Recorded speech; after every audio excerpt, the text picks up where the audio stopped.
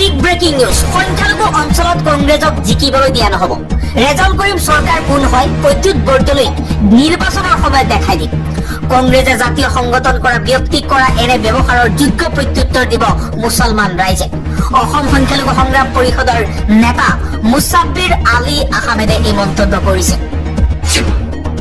কংগ্ৰেছ কেতিয়াও সংখ্যালঘু মুছলমানৰ আপোন হ'ব নোৱাৰে কংগ্ৰেছে সদায় সংখ্যালঘু মুছলমানৰ বিৰুদ্ধে কাম কৰি আহিছে কংগ্ৰেছত সংখ্যালঘু মুছলমানৰ স্থান নাই অসম সংখ্যালঘু সংগ্ৰাম পৰিষদৰ কেন্দ্ৰীয় সভাপতি মোহাম্মদ আলী খলিফাৰ এই প্ৰতিক্ৰিয়া জাতিৰ ঊৰ্ধত কোনো হ'ব নোৱাৰে এইবাৰ সৰব হৈ পৰিছে আমছুৰ প্ৰাক্তন সভাপতি ৰেজাউল কৰিম চৰকাৰ ৰেজাউল কৰিম চৰকাৰে কংগ্ৰেছৰ বিৰোধী দলৰ দলপতি দেৱব্ৰত শইকীয়াক লৈ সৰব হৈ পৰিছে ৰেজাউল কৰিম চৰকাৰে কৈছে মই নহয় দেৱব্ৰত শইকীয়াই হেৰুৱাইছে ধৈৰ্য দেৱব্ৰত শইকীয়াৰ গোলাম নহয় মই তেওঁৰ কথা শুনিবলৈ দেৱব্ৰত শইকীয়াৰ পৰা মই খাই থকা নাই মই কেৱল সংখ্যালঘু ৰাইজৰ কথাহে শুনিম দেৱব্ৰত শইকীয়াৰ বিৰুদ্ধে সৰব ৰেজাউল কৰিম চৰকাৰ আলফাৰ নামত চান্দা তুলি জেললৈ যোৱাৰ পৰা আজি দিছপুৰৰ সিংহাসনলৈ বহিছে হিমন্ত বিশ্ব শৰ্মা তেওঁৰ কাহিনী যিকোনো চিনেমাৰ স্ক্ৰিপ্টতকৈও কম নহয় এইবাৰ সৰব হৈ পৰিছে কংগ্ৰেছে কৈছে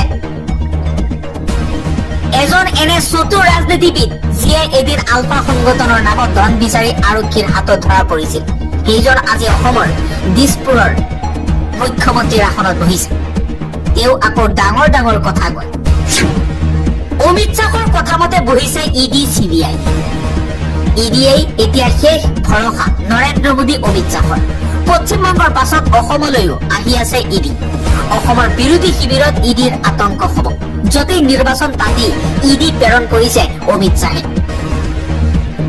প্ৰদ্যুৎ বৰদলৈয়ে 90% সংখ্যালঘু মুছলমানৰ ভোট লৈ সাংসদ হৈছে এতিয়া 1 কোটি জনসংখ্যাৰ সংখ্যালঘুৰ জাতীয় সংগঠনৰ সভাপতিক চিনি নাপায় প্ৰদ্যুৎ বৰদলৈয়ে 90% সংখ্যালঘু মুছলমানৰ ভোট লৈ সাংসদ হৈছে এতিয়া 1 কোটি জনসংখ্যাৰ সংখ্যালঘুৰ জাতীয় সংগঠনৰ সভাপতিক চিনি নাপায় কংগ্ৰেছ ত্যাগ কৰি প্ৰদ্যুৎ বৰদলৈক তীব্ৰ সমালোচনা কৰিছে আমছুৰ প্ৰাক্তন সভাপতি ৰেজাউল কৰিম চৰকাৰে কৈছে নগাঁৱত প্ৰদ্যুৎ বৰদলৈয়ে 90% সংখ্যালঘু মুছলমানৰ ভোট লৈ তেওঁ সাংসদ হৈছে তেওঁ চিনি নাপায় ৰেজাউল কৰিম চৰকাৰ কোন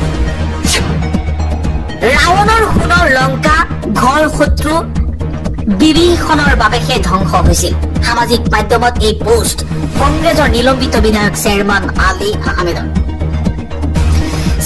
আহমেদে কৈছে সন্মানীয় বিৰোধী দলপতি দেৱব্ৰত শইকীয়া ডাঙৰীয়া আমি শুনা মতে চিবিআই আদালতত এলঅচি কেলেংকাৰী সন্দৰ্ভত আপোনাৰ বিৰুদ্ধে 120 বি আইপিচি 420 আইপিচি আদি ধাৰাৰ অধীনত 81/2004 নম্বৰ গোচৰ ৰুজু হৈ আছে কথাষাৰ সঁচানে যদি সঁচা তেন্তে হিমন্ত বিশ্ব শৰ্মাৰ দৰে স্বৈৰাচাৰী শাসকৰ আমোলতো আপুনি কি যাদু মন্ত্ৰৰ বলত বিৰোধী দলপতি হৈও মুক্ত বিচৰণ কৰিব পাৰিছে ৰেজাউল কৰিম চৰকাৰে কংগ্ৰেছ ত্যাগ কৰাৰ পাছত সৰব হৈ পৰিছে প্ৰদ্যুৎ বৰদলৈয়ে কৈছে ৰেজাউল কৰিম চৰকাৰৰ দল ত্যাগে কংগ্ৰেছৰ প্ৰভাৱ নেপেলায় নগাঁৱৰ সাংসদ প্ৰদ্যুৎ বৰদলৈৰ এই মন্তব্য প্ৰদ্যুৎ বৰদলৈয়ে কৈছে ৰেজাউল কৰিম চৰকাৰে কংগ্ৰেছত যোগদান কৰিছে আকৌ কংগ্ৰেছ ত্যাগ কৰিছে গতিকে তেওঁৰ বাবে কংগ্ৰেছত একো প্ৰভাৱ নপৰে বুলি মন্তব্য কৰিছে ৰেজাউল কৰিমৰ সত্তাৰ ওপৰত প্ৰশ্ন কৰিলে সংখ্যালঘু ৰাইজ মনে মনে বহি নাথাকে হুংকাৰ আমছুৰ সভাপতি ইমতিয়াজ হুছেইনে এই মন্তব্য কৰিছে দেৱব্ৰত শইকীয়া মুখ্যমন্ত্ৰীৰ বৰ ঘৰৰ মানুহ বিৰোধী দলপতি দেৱব্ৰত শইকীয়া আৰু প্ৰদ্যুৎ বৰদলৈৰ বিৰুদ্ধে তদন্তৰ দাবী জনাইছে আমছুৰ সভাপতি ইমতিয়াজ হুছেইন অন্য এটা খবৰ টিয়কত বিজেপি নেতাৰ দৌৰত্মত 2জন যুৱক নিহত হোৱাৰ লগতে আহত হ'ল 4 যুৱক উৰুকাৰ নিশা বিজেপি নেতা দীপক গগৈয়ে তীব্ৰবেগী বাহনেৰে মখতিয়ালে বিহুৰ ভোজ ভাতৰ বাবে মাংস যোগাৰ কৰি থকা যুৱকৰ দলক ইফালে খোকাহত টিয়কৰ বামুণী পুখুৰী দিহিঙীয়া গাঁওবাসীয়ে নজনালে মেজি পালন নকৰিলে ভোগালীৰ ৰীতি নীতি বিজেপি নেতাৰ বিৰুদ্ধে ক্ষোভ দেখিবলৈ পোৱা গৈছে গাঁওবাসীৰ পৰৱৰ্তী খবৰ ৰেজাউল কৰিম চৰকাৰৰ পদত্যাগক লৈ সৰব হৈ পৰিছে কেন্দ্ৰীয় মন্ত্ৰী পবিত্ৰ মাৰ্ঘেৰিটা। ৰেজাউল কৰিমৰ পদত্যাগে গৌৰৱ গগৈক দুখমুক্ত নকৰে। গৌৰৱ গগৈয়ে শিৱসাগৰ আৰু তিনিচুকীয়াবাসী ৰাইজৰ ওচৰত নিজৰ ভুল স্বীকাৰ কৰিব লাগিব। গৌৰৱ গগৈয়ে শিৱসাগৰ আৰু তিনিচুকীয়াবাসী ৰাইজৰ ওচৰত ক্ষমা খুজিব লাগিব।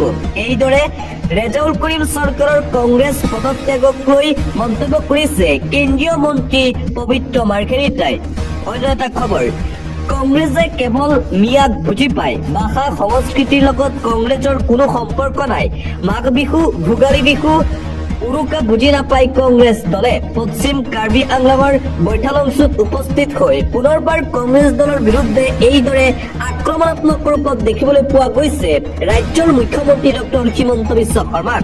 মুখ্যমন্ত্ৰী হিমন্ত বিশ্ব শৰ্মাই কৈছে কংগ্ৰেছে কেৱল মিয়াকহে চিনি পায়, কংগ্ৰেছে ভাষা সংস্কৃতিৰ লগত কোনো সম্পৰ্ক নাৰাখে। এইদৰে কংগ্ৰেছ দলৰ বিৰুদ্ধে সৰব মুখ্যমন্ত্ৰী। আৰ এটা গুৰুত্বপূৰ্ণ খবৰ, মুছলমানৰ ভোট লৈ এমপি হোৱা প্ৰদ্যুৎ বৰদলৈক বয়কট কৰক মুছলমান ৰাইজে। বেৰিষ্টাৰ ইলিয়াছ হুছেইন আনচাৰীৰ এই মুকলি আহ্বান সংখ্যালঘু ৰাইজক লৈ। ৰেজাউলক চিনি নোপোৱা প্ৰদ্যুৎ বৰদলৈক উভতি ধৰিছে ইলিয়াছে। ৰূপসী চামগুৰিত উচ্ছেদ হল। প্ৰদ্যুৎ বৰদলৈয়ে মাত নামাতিলে। মুছলমানৰ ভোটেৰে জিকি মুছলমানক চিনি নাপাওঁ বুলি কৈছে। কেনেকৈ প্ৰদ্যুৎ বৰদলৈ মুছলমান অধ্যুষিত নগাঁৱৰ সাংসদ হল? এতিয়াও সময় আছে প্ৰদ্যুৎ বৰদলৈৰ দৰে ব্যক্তিক বয়কট কৰক মুছলমানে। মুছলমান ৰাইজলৈ মুকলি আহ্বান বেৰিষ্টাৰ ইলিয়াছ আলী আনচাৰীৰ। ধিং ৰূপসী চামগুৰি নগাঁৱৰ মুছলমানলৈ এই অনুৰোধ ইলিয়াছৰ। যিয়ে তোমাক 5 পইচাৰ দাম নিদিয়ে তাক বয়কট কৰক। মুছলমানে চিৰজীৱন ভোট দি MLA MP বনাই আছে কংগ্ৰেছ নেতাক। আমাক লৈ ৰাজনীতি কৰি আছে, এতিয়া আমাকেই চিনি নাপায়। এতিয়া সময় হ'ল মুছলমান সজাগ হওক আৰু কংগ্ৰেছ দলৰ বিৰুদ্ধে মাত মাতক। নিজৰ ৰাজসাৰ থিয় কৰি নিজে জীয়াই থাকক। ৰাজসাৰ নোকোৱা প্ৰদ্যুৎ বৰদলৈক বয়কট কৰক সংখ্যালঘু মুছলমান ৰাইজে। আগন্তুক নিৰ্বাচনত যাতে গাঁৱত প্ৰৱেশ কৰিব নোৱাৰে তাৰ ব্যৱস্থা কৰক। এইদৰে আহ্বান জনাইছে ইলিয়াছ হুছেইন আনচাৰীয়ে। পৰৱৰ্তী খবৰ, UPPLৰ দৰেই দশা হ'ব নেকি অসম গণ পৰিষদৰ? কিয় নতুনকৈ মিত্ৰতাৰ সমীকৰণ অগপ বিজেপিৰ? অগপ বিজেপিৰ বন্ধুত্বপূৰ্ণ প্ৰতিদ্বন্দ্বিতাই কাক পেলাব হৰঠেকত? বজালী বৰচলা চিচি বৰগাঁৱৰ সলনি হ'ব নেকি অগপৰ প্ৰাৰ্থী? অগপ বিজেপিৰ মিত্ৰতাক লৈ এতিয়াও স্পষ্ট হোৱা নাই তথ্য। মুখ্যমন্ত্ৰী হিমন্ত বিশ্ব শৰ্মাই বাৰে বাৰে কৈ আছে 26ৰ বিধানসভা নিৰ্বাচনত বহুকেইখন আসনত বিজেপি অগপই বন্ধুত্বপূৰ্ণ প্ৰতিদ্বন্দ্বিতা কৰিব। কিন্তু বন্ধুত্বপূৰ্ণ প্ৰতিদ্বন্দ্বিতা কৰিবলৈ আগ্ৰহী নহয় অসম গণ পৰিষদ। UPPLৰ দৰেই অৱস্থা হ'ব নেকি অগপ দলৰ? তাক লৈ এতিয়া ৰাজনৈতিক মহলত চলিছে ব্যাপক চৰ্চা।